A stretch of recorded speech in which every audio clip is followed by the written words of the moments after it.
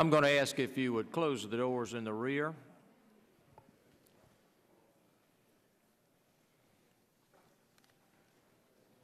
We will reconvene the subcommittee hearing, and I'm pleased to introduce the members of our first distinguished panel. First of all, Dr. Thomas Insel. He's the director of the National Institute of Mental Health, where he has served in that capacity since 2002. Dr. J. Raymond Dappollo.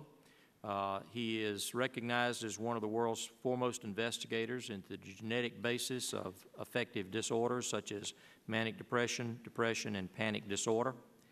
Dr. K. Redfield Jamison, acclaimed author and founder of the UCLA Affective Disorders Clinic. Dr. Jamison struggled with bipolar disorder during her teenage years, successfully completed her PhD, and is now professor of psychiatry at Johns Hopkins School of Medicine and co-director of the Johns Hopkins Mood Disorders Center. And Dr. Diane Gooding, associate professor at the University of Wisconsin at Madison, and her research focuses on schizophrenia and schizophrenia spectrum disorders, as well as early detection and prevention measures for mental illness. Gentlemen and ladies, we are pleased to have all of you here, and we will start with Dr. Insel. And I would say before you do that your written testimony is made a part of the record and will be available for members to read and has been made available. And we would ask if you would summarize during the 5 minutes that are allotted your testimony. Thank you. Dr. Insel. Oh, thank you, Chairman Deal and Ranking Member Baldwin, and thank you especially to Congresswoman Myrick for pulling us all together. I think your leadership here is so important to everybody, and I will keep my remarks relatively brief given the time. As you mentioned, I'm Dr. Tom Insel, Director of the National Institute of Mental Health, the component of the NIH, part of the Department of Health and Human Services, and that's tasked with the responsibility of developing improved methods of diagnosing, treating, and preventing mental disorders, including schizophrenia, autism, and mood and anxiety disorders. I'm just delighted to have an opportunity to be here today. And I think, as you mentioned, since my testimony has been submitted for the record, rather than reading the testimony, let me just share with you a few thoughts. I spent yesterday afternoon at a memorial service for a 23-year-old young man with schizophrenia who killed himself in our hospital. And this was a truly tragic event for a young man with a tremendous amount of promise. He was from Tucson, Arizona, and as many other people have done who come from all over the United States, he came to the NIH Clinical Center to get what is arguably the best care that's available in the United States. This is a fellow who was a creative, tremendously compassionate young fellow who had struggled with schizophrenia since about the age of 19 and had been in and out of various treatment programs. And when he finally came to us, it was with the hope that he would be able to reach this stage of recovery that everybody was hoping for. He spent 6 months in our hospital with intensive treatment, a whole range of both experimental and available medications. And 2 days before his discharge, he jumped to his death.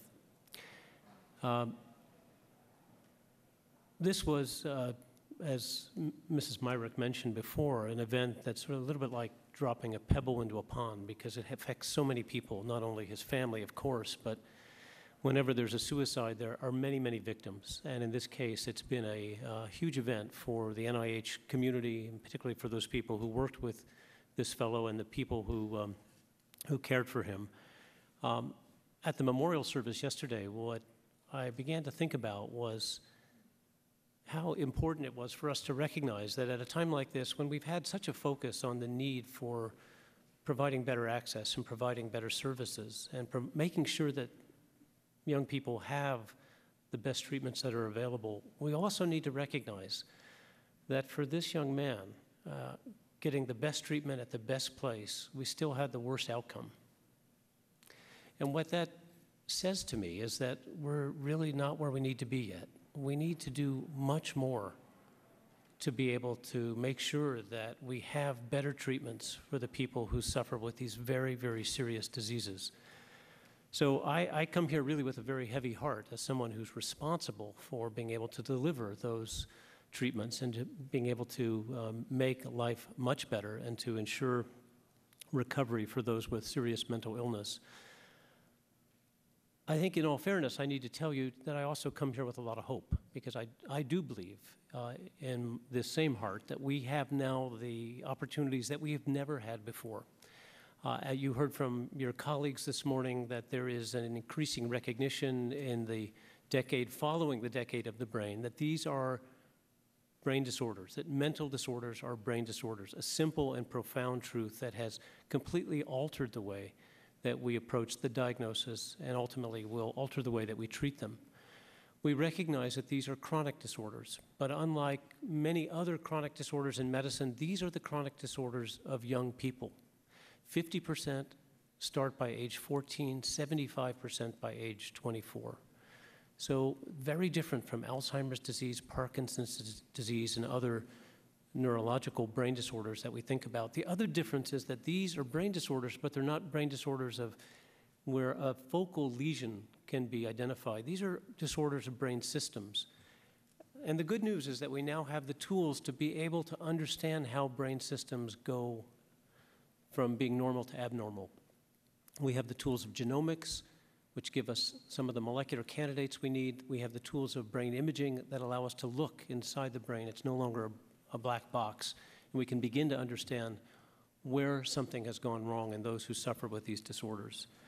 So the last thing I would like to say to you is, besides the fact that these are chronic diseases, these are clearly brain disorders that we now have the ability to study. And I've submitted for the record a lot more information to back up those statements, including a set of pictures that I hope you'll take a look at that show where some of those abnormal circuits appear to be.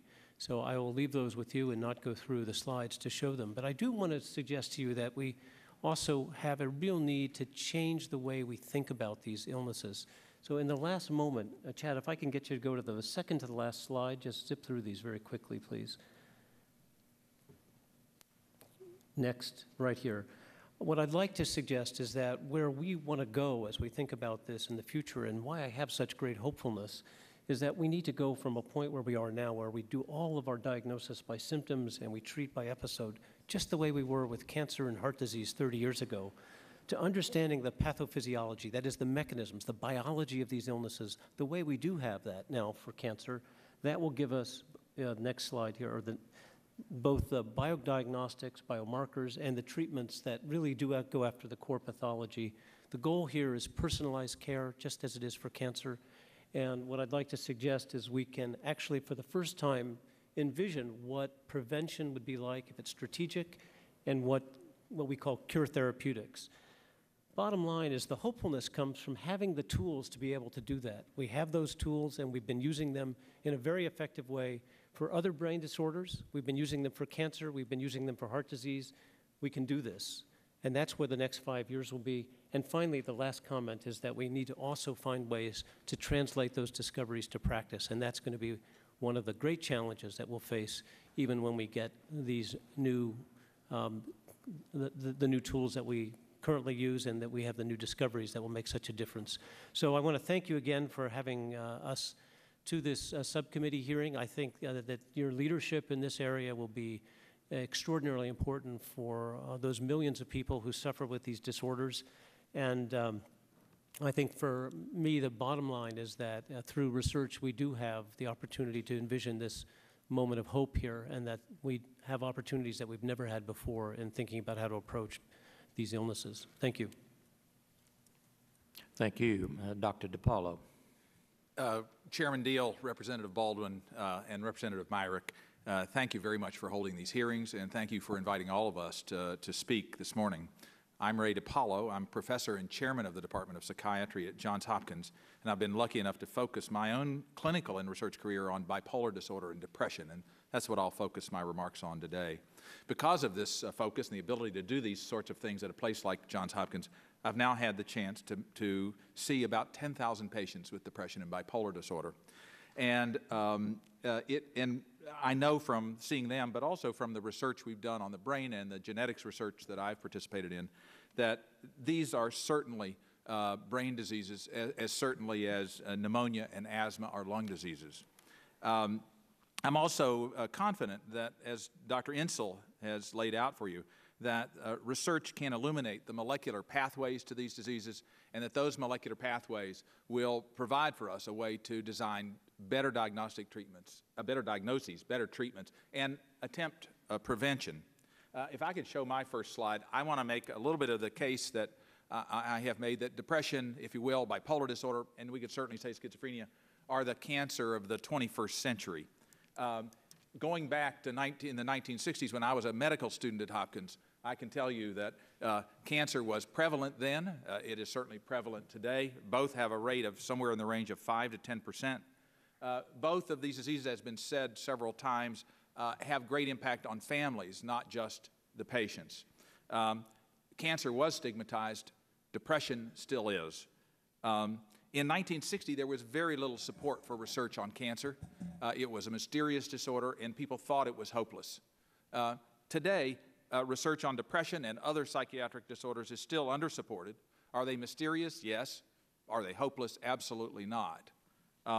And the cancer treatments in 1960 were not very effective, and they were very poorly understood.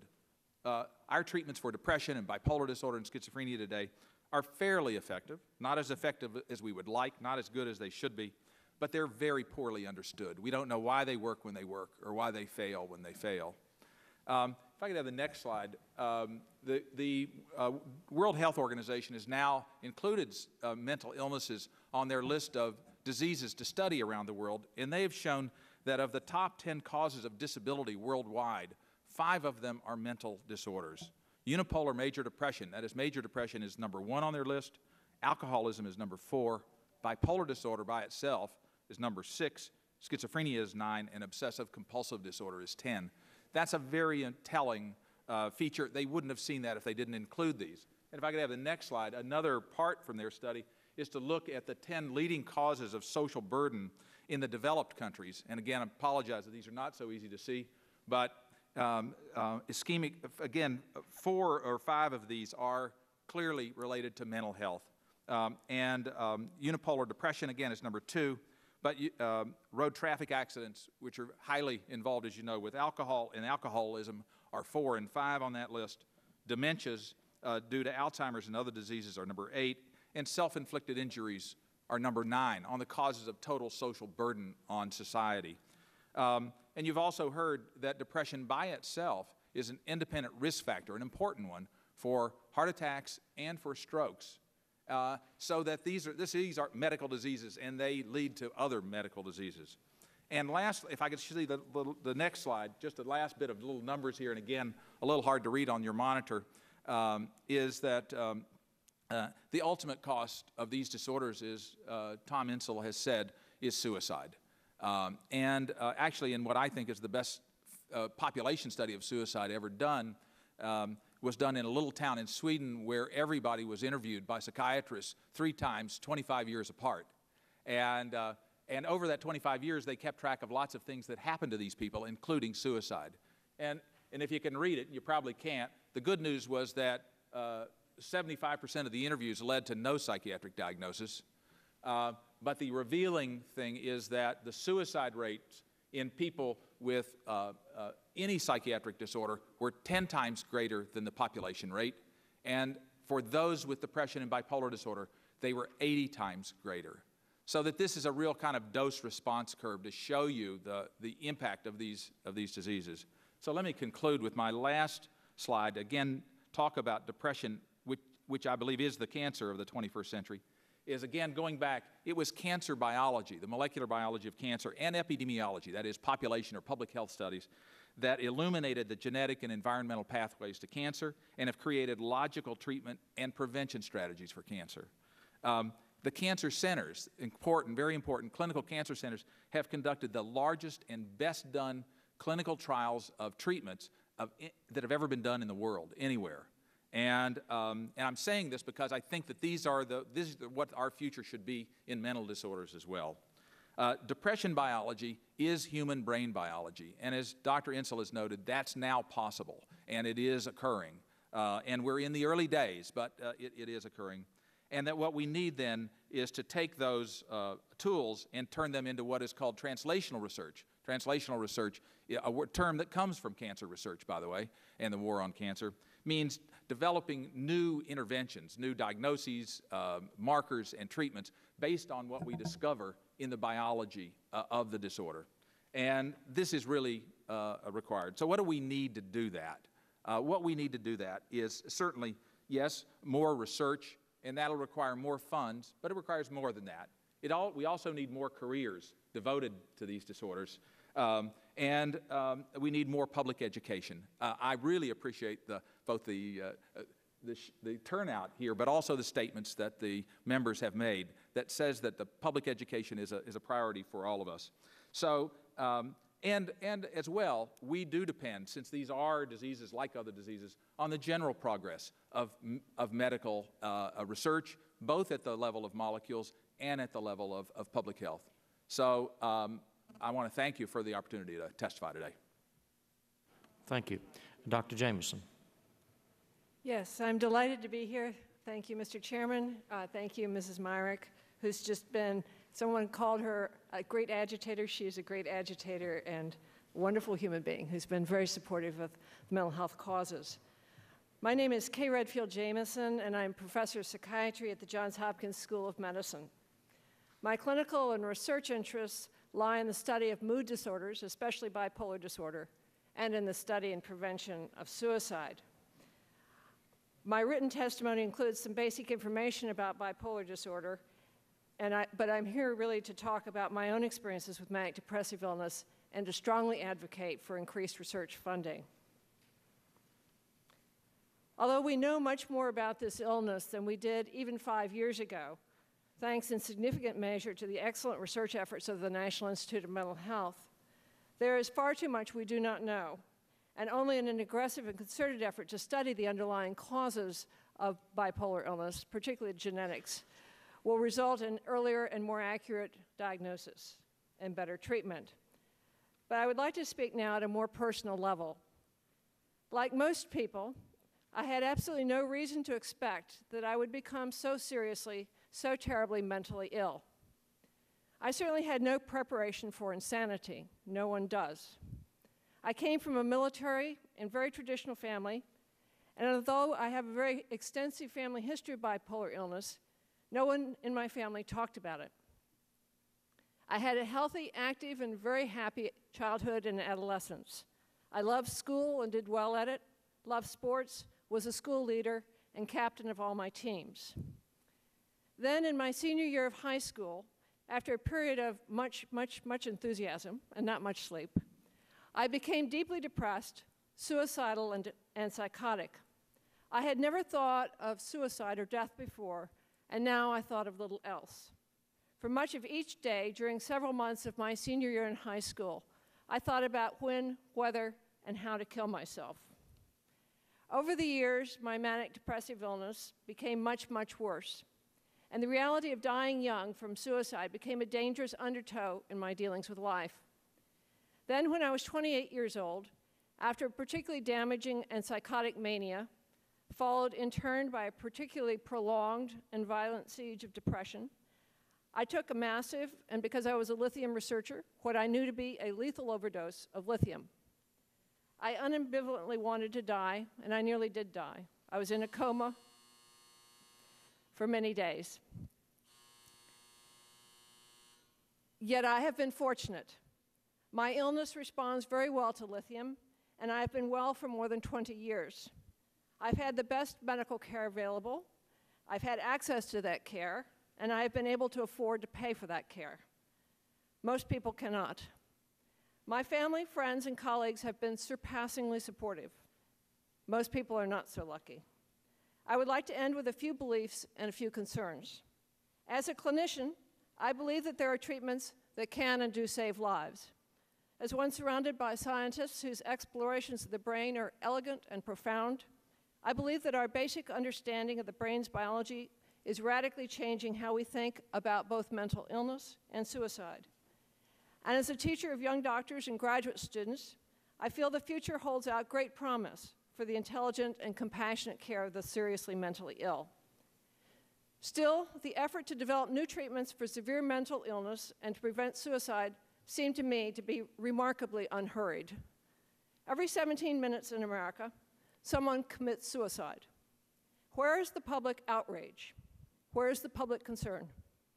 I have become more impatient in recent years, and I didn't start off particularly patient, and am more acutely aware of the problems that stand in the way of denting the death count. I cannot rid my mind of the desolation, confusion, and guilt I have seen in the parents, children, friends, and colleagues of those who kill themselves. Nor can I shut out the images of the autopsy photographs I have seen of 12-year-old children, or the prom photographs of adolescents who will, within a year's time, put a pistol in their mouths or jump from the top floor of a university dormitory building. Looking at suicide, the sheer numbers, the pain leading up to it, and the suffering left behind is harrowing. For every moment of education and exhilaration in the science or in the success of governments, there is a matching and terrible reality of the deaths themselves. The young deaths, the violent deaths, terribly unnecessary deaths. Like many of my colleagues who study mental illness and suicide, I have seen time and again the limitations of our science, been privileged to see how good some doctors are, and dismayed by the incompetence of others. Mostly, I have been impressed by how little value our society puts upon saving the lives of those who are in such despair as to want to end them. It is a societal illusion that suicide is rare. It is not rare. Certainly, the mental illnesses most closely tied to suicide are not rare. They are common conditions, and unlike cancer and heart disease, they disproportionately affect and kill the young. The tens of millions of Americans who suffer from mental illness deserve compassion and good science. The diseases from which they suffer deserve to be given the kind of research funding commensurate with the pain and the death they cause. In short, they deserve action. Thank you.